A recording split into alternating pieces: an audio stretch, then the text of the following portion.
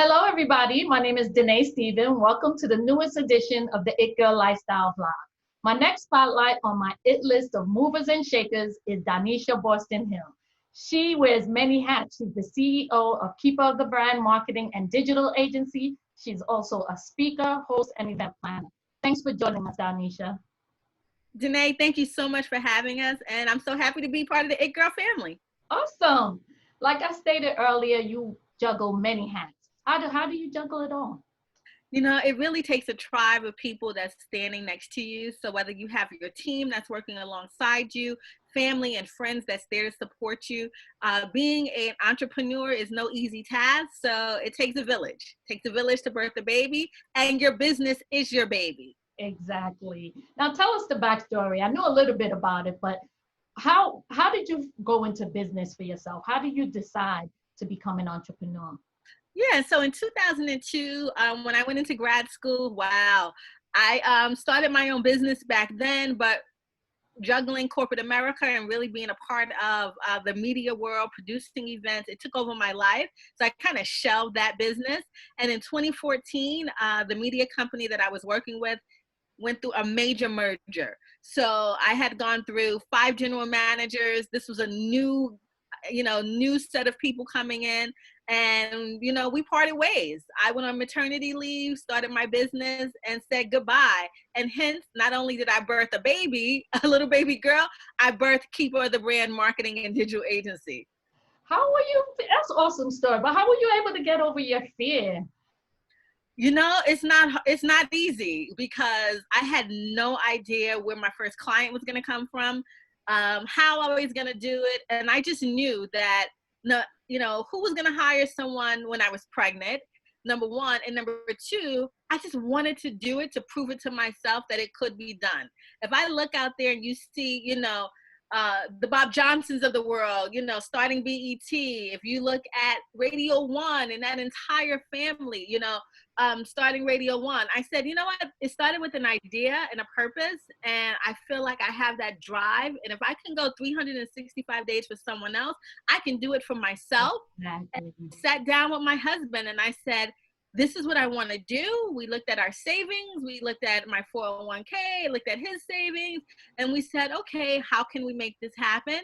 And what's going to be my go, no go point? And I will tell you that on the day I was supposed to return technically back to corporate America, and I announced my departure, I had my first gig with Uncle Ralph Daniels. He called me like 2 weeks prior and he said, I'm shooting a movie, I'm shooting a music video, and I would love you to handle PR. So he was actually my first client. I had no idea. And I said, you know what? That's a sign. The music video was shot at Dougie Fresh's restaurant in Harlem. And I never looked back from there. Wow, that's a great story. Now, did you suffer any setbacks? Anything went wrong? Oh, always. There's always setbacks, especially when you're living the life of an entrepreneur. You look at, what you have to build your own, reputation.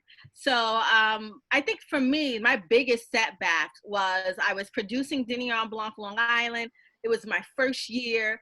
So me, I produced events, 55,000 people, 5,000 people, you name it. So here I am, I'm making sure every T is crossed, every I is dotted.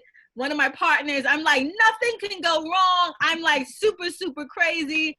And we had everything in our control, except for one thing, the buses.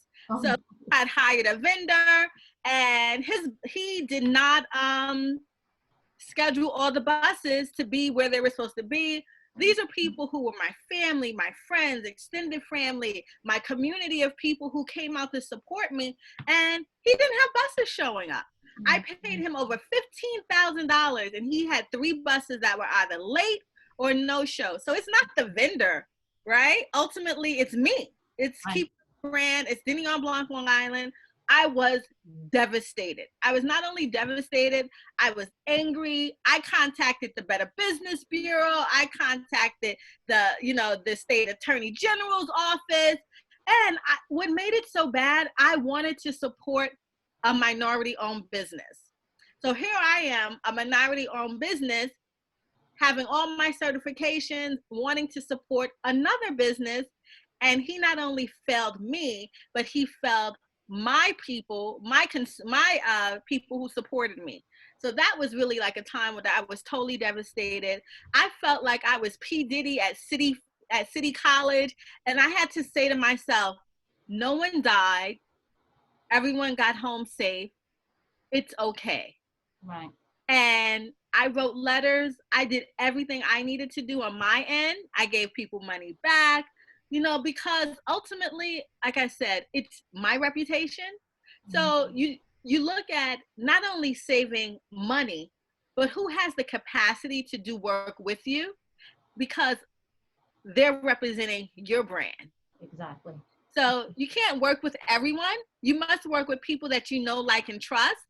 And I did not know, like, or trust this company, right? I trusted them in the fact that I was paying them to provide a service, but I didn't know them. It was my first time ever working with them, and they failed me. So if I don't know, like, or trust you, I can't do business with you. Absolutely. Now, do you have any tips for someone who's just getting started? Absolutely. I would say make a long list. Do you have your credit in order? What is it going to take you to sustain your business during the good and the bad time?